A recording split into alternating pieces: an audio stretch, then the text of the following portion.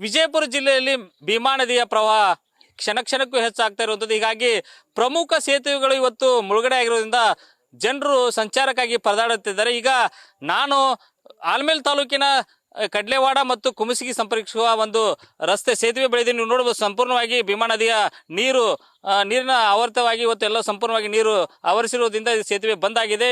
ಈಗ ಜೀವ ಕೈಯಲ್ಲಿ ಹಿಡಿದುಕೊಂಡು ಒಬ್ಬ ವೃದ್ಧ ಬರ್ತಾ ಇರುವಂತ ದೃಶ್ಯವನ್ನ ನೀವು ನೋಡಬಹುದು. ಒಂದು ಡಬ್ಬೆ ಆಶ್ರಯದಲ್ಲಿ ಅವರು ಈಜ್ಕೊಂಡು ಈ ಒಂದು ದಡವನ್ನ ಸೇರುವಂತ ಪ್ರಯತ್ನಕ್ಕೆ ಹರಸಾಹಸಕ್ಕೆ ಮುಂದಾಗಿದ್ದಾರೆ.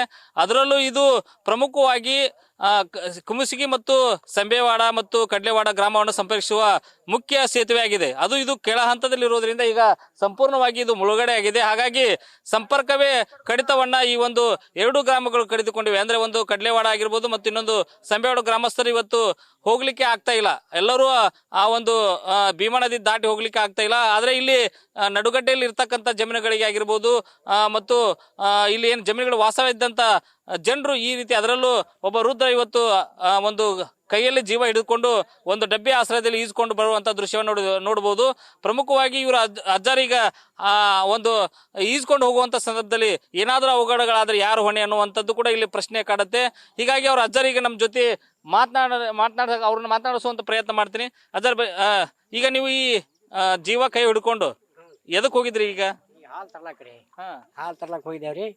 ಮತ್ತೆ ಇನ್ನಿತ್ 2 ದಿವಸ ಐತಿ ಇದೇ ನಡದ್ರಿ. ಇದು ಇದಕ್ ಬಿಟ್ಟು ಹಾದಿನೇ ಇಲ್ಲ. ಇದು ಬ್ರಿಡ್ಜ್ ಹತ್ರ ಆದಾಗ ನಡೀತಾರೆ, ಅಲ್ಲಿ ಮಟ್ಟ ಇದು ವರ್ಷನ ಇಟ್ಟು ಆಗೋದೇರಿ ಇದು. ಈಗ ನೀವು ಜೀವ ಕೈ ಹಿಡ್ಕೊಂಡ್ ಹೊಂಟ್ರಿ ಡಬ್ಬಿ ಆಶ್ರಯದೊಳಗ, ಏನಾದ್ರೂ ಅವಘಡ ಆದ್ರೆ ಯಾರು ಹೊಣೆ? ಏನ್ ಅವಘಡ ನಾವೇ ಹೊಣ್ಯ ರೀ.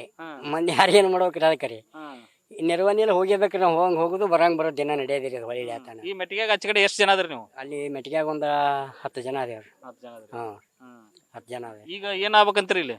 ಎಲ್ರಿ ಇಲ್ಲಿ ಬ್ರಿಡ್ಜ್ ಆಗ್ಬೇಕ್ರಿ ಎತ್ತರಿಗೆ. ಎರಡೂ ಆಗ್ಬೇಕ್ರಿ, ಅಲ್ಲಿದೊಂದು ಇಲ್ಲಿದೊಂದು. ಇಲ್ಲಿ ಒಂದೇ ಮಾಡೋದು ಉಪಯೋಗ ಇಲ್ರಿ. ಅಲ್ಲಿಂದ ಮುಂದಿನ ಇದಕ್ಕೆಲ್ಲ ಹೆಚ್ಚದ್ರಿ ಅದು. ಅದು ಎರಡು ಹಾಳ ದಾಟಬೇಕ್ರಿ. 2 ದಾಟದಾಗ ಇದು ಅನುಕೂಲ ಆತರಿ. ಇದಿಷ್ಟು ಏನಂದ್ರೆ ಈ ಒಂದು ಅಜ್ಜ ಶಂಭು ಅಂತೇಳಿ ಅಜ್ಜಾರು ಇವರು ಈ ಒಂದು ಜೀವನ ಕೈ ಹಿಡಿದುಕೊಂಡು ಒಂದು ಡಬ್ಬೆ ಆಶ್ರಯದಲ್ಲಿ, ಪ್ಲಾಸ್ಟಿಕ್ ಡಬ್ಬೆ ಆಶ್ರಯದಲ್ಲಿ ದಾಟ್ತಾರೆ. ಆದ್ರೆ ಇಲ್ಲಿ ಒಂದು ಮುಖ್ಯವಾಗಿ ಒಂದು ಸೇತುವೆಯನ್ನು ಎತ್ತರಿಸಿ ಬ್ರಿಡ್ಜ್ ಆಗಬೇಕು ಅಂದಾಗ ಮಾತ್ರ ನಮಗೆ ಇಲ್ಲಿ ಓಡಾಡಲಿಕ್ಕೆ ಅನುಕೂಲ ಆಗುತ್ತೆ ಅಂತ ಹೇಳ್ತಿದ್ದಾರೆ. ಕ್ಯಾಮ್ರಾ ಪರ್ಸನ್ ಕಾರ್ತಿಕ್ ಜೊತೆಗೆ ರಾಚಪ್ಪ ಬಂದಿದ್ದೀನಿ, ನ್ಯೂಸ್ ಫಸ್ಟ್ ಕನ್ನಡ, ವಿಜಯಪುರ.